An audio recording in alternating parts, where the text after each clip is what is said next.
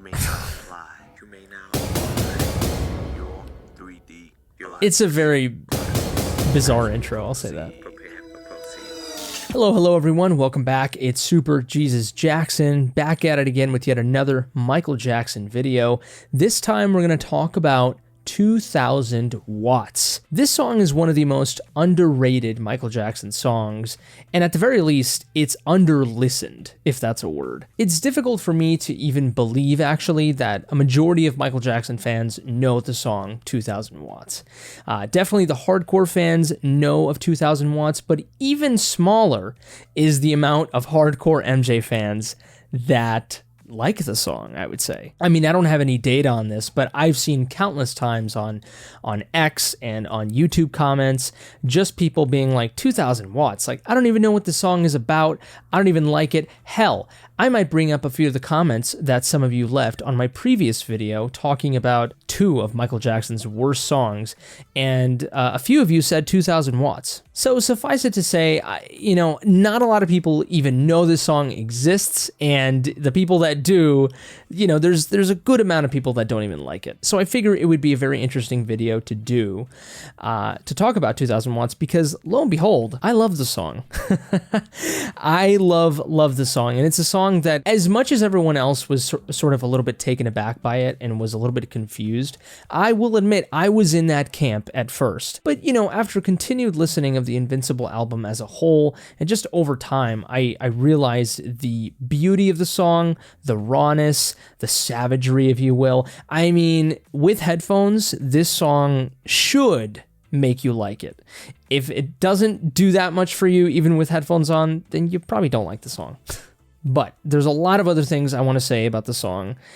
So what we're going to do here is we're going to react to the song. And while we're listening, I'll talk about it a little bit, and I'll definitely talk about it afterwards. Before we start the reaction, though, make sure to give this video a like if you are enjoying what you are witnessing. And if you want to see more videos like this, or just more MJ videos in general, hit that subscribe button. You may now fly. You may now fly. Your 3D. It's a very bizarre intro, I'll say that. Prepare for proceed. Oh yeah. Oh yeah.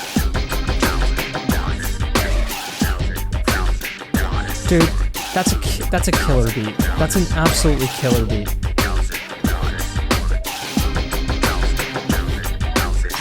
Bass note, treble, stereo, control, high low, you go. Give 'em the make the juices flow.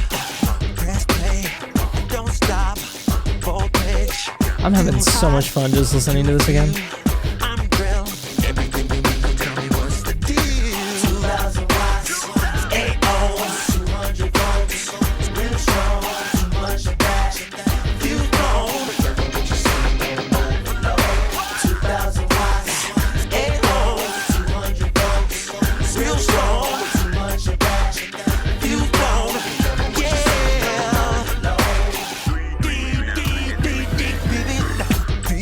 Yeah. Yep. So, let's lower the volume there a little bit. So as you can tell, MJ is singing very, very low in this song. The beat is amazing. It's intense. It's futuristic in a way. And yeah, MJ just has this weird kind of filter to his voice in a way. I wouldn't be surprised if he's using filter. It's 2001, for God's sakes.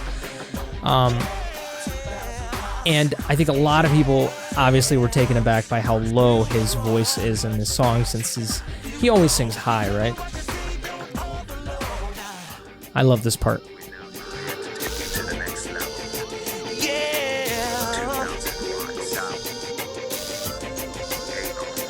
All right now.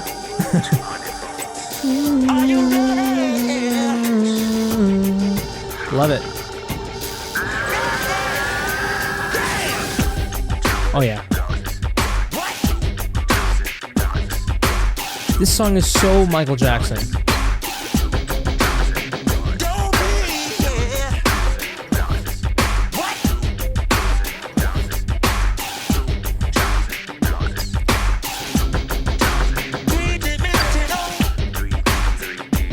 Love the panning.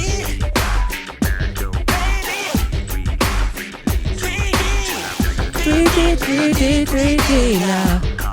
Come up.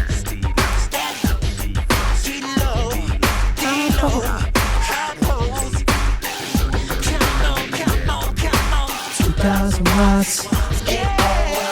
It's catchy. It's a catchy chorus.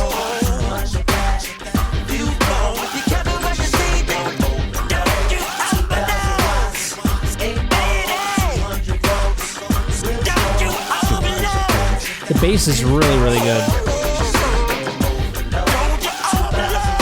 Oh, there's a little bit of that distortion in his voice. It's interesting. Yeah, right there. It's like his voice is being suffocated.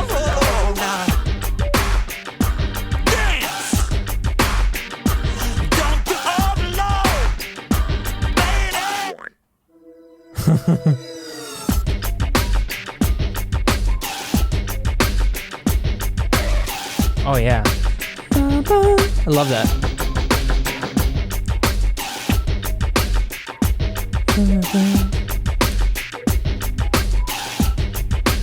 It's like submarine technological noises. It's weird. Oh, here we go.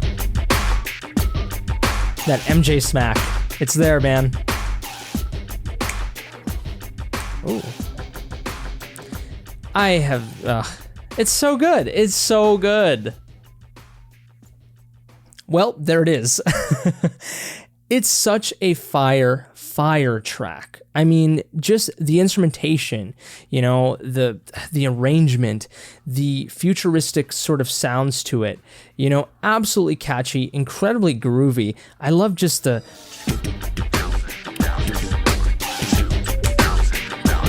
Like, it's so, it's got so much punch to it. The bass is amazing. The thick and heavy guitar is there. You know, might be a guitar, might be just synth, you know. I'm not sure what it is. Teddy Riley did a fantastic job with the production of this song, as did MJ, because he was a co-producer. Honestly, amazing, super catchy. The chorus is awesome. I love the background vocals. And I don't know, it's such a tenacious, audacious... I don't even know what I'm trying to rhyme over here. I don't know what's going on, but it's such a different song. Like, it's very MJ. Like, I tell you right now, if I listen to it, I'm like, this is very MJ. But at the same time, it's unlike anything that he's ever done before. And that's pretty cool. It's such good shit, man. But the big elephant in the room, of course, is his voice. Like I said in the intro, I was one of those people that listened to... Hold on. Like I said in the intro, I was one of those people that listened to the song for the first time and was like, is this even Michael Jackson? It doesn't even sound like him. Like, it's crazy, right? But it also does. So a few things here and there. We know that Michael Jackson had an incredible range. That's number one. He was an incredible singer, talented, right?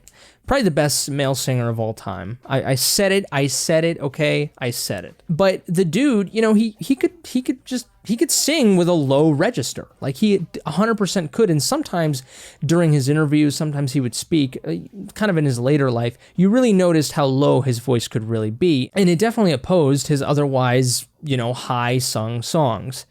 So the dude was, you know, incredibly dynamic, and this song, once I realized that, at first it was jarring, but you know, I listened to the song when I was pretty young, but as I started growing up, I was like, no, dude, I mean, he's MJ, of course he can sing like this. However, the asterisk here is that it's 2001, right? I mean, he might have recorded this around 1999, 2000, something like that. But either way, this was around the time when people were really starting to experiment, you know, with Pro Tools, right? And with, you know, instead of, they were not using analog recording anymore. They were going digital. And voice augmentation was starting to come around. Obviously, we know Cher with Believe. That song came around in the very, very early 2000s. So this was happening, right? And so the 2000 Watts, I would say, really is like the only song in the Invincible album where I can notice like actual voice augmentation. And it's not that it fixes his pitch. I mean, it might have maybe put it lower. I'm not sure. That's very interesting because usually people do the complete opposite, right? Where they like to use auto-tune, right, for example, to go really high.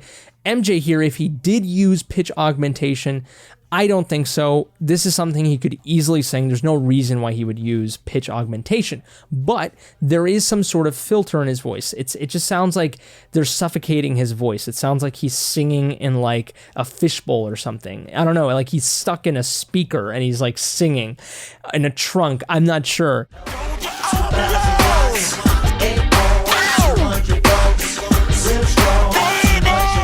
It definitely sounds like that. It kind of goes in line with the song. The song just has this weird, it's talking about overdosing and, you know, electronic explosion, you know, and just like over surging, you know what I mean? But the contrast is that his voice sounds like it's being suffocated, which is very, very interesting. That being said, it's him, it's his real voice. I'm pretty much sure of it. I don't have evidence of that, but like, I mean, come on. It totally is him. He has a dynamic register, and this was around the time when people were experimenting with, you know, vocal filtering and pitch correction and stuff like that. So, you know, he was having some fun. He was doing something interesting. And he very well knew that this song, where, you know, it's a very low register song, his fans would be, you know, kind of taken aback by it, as we all were. And he's like, whatever, it sounded cool. The beat's awesome. Now, I will say this. Look, is this song the greatest Michael Jackson song in the entire world? Definitely not. I mean, like I said, it has a lot of Michael Jackson isms. It's definitely an MJ song in every step of the way. How creative it is, how interesting it is, how just contrasting it is to his other stuff. And it's got the MJ smack in there. It's got that percussive smack at the end of the song. I mean, what more there's nothing more MJ than that, right? And it's something that you could dance to. I mean, I certainly want to, especially in that middle section where like it just kind of, the beat kind of goes away and there's kind of like this urgency and you hear like, you know, this robot guy going back and forth and then the beat drops and like you hear this panning going on. There's a lot of interesting movement in this song. And I could tell that this was a song that MJ was just like grooving to all the way through.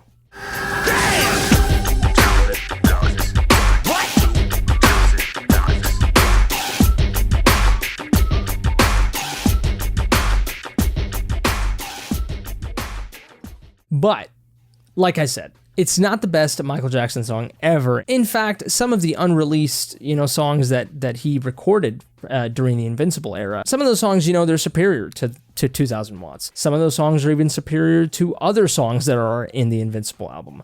But either way, I think probably MJ just kept this one in because it was just a different song, you know, for him to do. Like, it doesn't sound like anything he's done before, but at the same time, it sounds very MJ. So I think he really appreciated it for that. And so I think that's why he kept it in. Now, the biggest criticism that people have for this song is that they don't know what the hell it's about. Now, don't get me wrong. Before I started recording this video, I was also like, I don't know what the song is about, but I don't really care. You know what I mean? Like, MJ was a guy that wrote songs sometimes, you know, like he had some sort of narrative, you know, to it, like it had a tiniest ounce of narrative. There was something, there were lyrics to it, right? He put lyrics to it, and I'm sure if you were to speak to him, he would tell you exactly where it came from, what the narrative is, that sort of thing. But really, to any of us, we're like, we don't really know what the song is about. And really, to us, it was more about the instrumentation of the song, the groove, the dance. And I think that's what it mostly was about for him as well. When you think of songs like Speed Demon, which I've covered before, a lot of people were like, what the hell is that song even about? What does it even matter that he's talking about speeding? You know, but it's like, it's not about speeding. It's about the feeling of speed. It's about the feeling of rebelliousness, you know, and that's what that song is. And the instrumentation encompasses it perfectly. And there's 2000 Watts where like this song is like, I don't know, talking about electricity? What am I, in a freaking physics class? What's going on?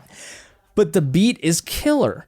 And, you know, I don't care. I don't care what the chorus is. I'm going to shout it out because it's awesome. The melody's great, the chorus is great, and the beat is fire. That's all that matters. And music doesn't just have to be about story. It can be about feeling, you know? That's what it is, right? At the end of the day, it's just sound, right? That makes us feel things. And lyrics can definitely enhance that. But I think MJ at the end of the day was more about music than lyrics. Not that he didn't have great lyrics. You know, MJ has written some of the greatest songs ever, lyrically and musically.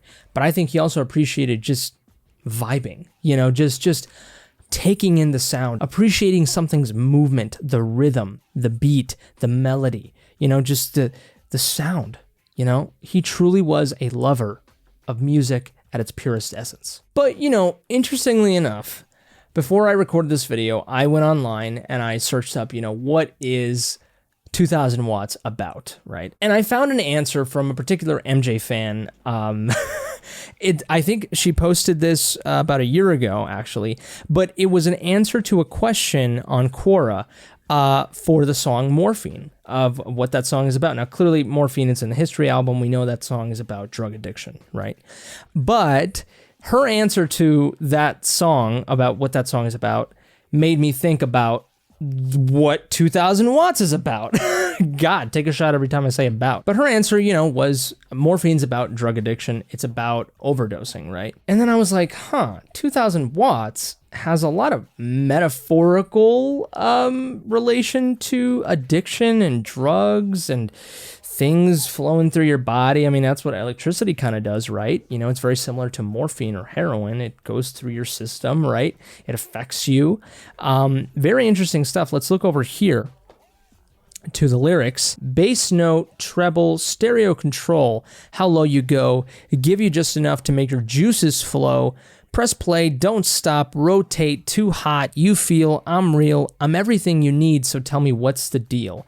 That, to me, sounds like the drug telling Michael, or the protagonist, you feel me, I'm real, I'm doing this to you, I'm everything you need, so tell me what's the deal. You know what I mean? And then we go into the chorus, 2000 watts, 8 ohms, 200 volts, real strong. Too much of that, fuse blown, referencing, an overdose. Be careful what you say, don't overload. 2000 watts, yada, yada. Be careful what you say, don't overload. Shorty really want to be there for me. We now prepare you to take you to the next level. Voltage high, 3D high speed. Can I go till I hit my peak? Compact, stilo. I don't even know what the hell that means. And again, too much of that, fuse blown. Be careful what you say, don't overload. So there's a lot of references to, something that overloads, something that overcharges, right? And as we know, electricity has a lot to do with voltage. And if you put in too much juice, an explosion can happen. So as I don't have to spell it out for you. I think the metaphor here is clear. And that's really interesting. I mean, it's a very, very, I think on the surface level, very simple song, almost kind of, I don't know, ambiguous, vague, just kind of amorphous song, with almost no narrative. But when you kind of look into it, you're like, I don't know, maybe Michael's trying to say something here, But like I said, it's adorned with a bunch of, electrical and, just tech jargon in there. That makes the song, I guess, much more poppy and much more, just kind of approachable and not so scary, as opposed to a song like Morphine that is so outright about drugs, right? But I think it's pretty cool. I mean, I dig it. It's a cool way to kind of subtly talk about something that plagued Michael Jackson's life, right? Drug addiction. And just kind of not just really drug addiction, anything, right? Ego, paranoia, anxiety, right? People have addictions of those things. So really, really interesting stuff. And this is why I don't think that, the song is truly about nothing. I think there was something that Michael got from the lyrics. And I mean, he did partake in the writing of the song. I don't think he wrote the majority of it.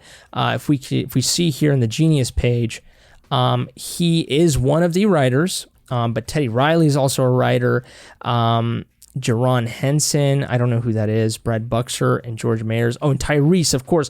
Interestingly enough, the Fast and the Furious actor, Tyrese Gibson, he was a rapper, a hip-hop artist, and he had this song originally for him, 2000 watts. Then Michael Jackson heard it and thought it was interesting, so something happened, and they were able to interchange the song, and Tyrese's contributions, though, still remained. Maybe the song was changed a lot, maybe a bit, I'm not sure, but, Teddy Riley and MJ added their flavor, I'm sure changed some of the lyrics, and then we got 2000 watts, and Tyrese Gibson released an album later called 2000 watts. So very, very interesting. This song is just so bizarre. and so interesting, so unique. You can't really deny, like how interesting it is. And I think on that fact alone, it deserves some sort of recognition from MJ fans. But, the song is also just fire. You know what I mean? Like, just, if you're not dancing to this song, then you gotta let it flow through you, Just let it flow in you, and I'm sure you're gonna feel something. So there we have it, everyone. Those were my thoughts on 2000 Watts, the Michael Jackson song off of his Invincible album. Please let me know in the comment section below what you think. Do you agree with me? Do you disagree with me? Have you always loved 2000 Watts? Or have you always disliked the song? Let me know in the comment section below. I'd love to have a conversation. Give this video a like if you liked it, dislike it if you didn't, of course. I'm not afraid. I'm not afraid of you to tell me that you don't like my content. Subscribe to the channel if you enjoy this content and you want to see more stuff like this, and share with your MJ-loving friends if you will. And if it's your birthday, happy birthday to you, you beautiful creature. But I think that's it for me. You all take care, stay safe, and until next time, I love you.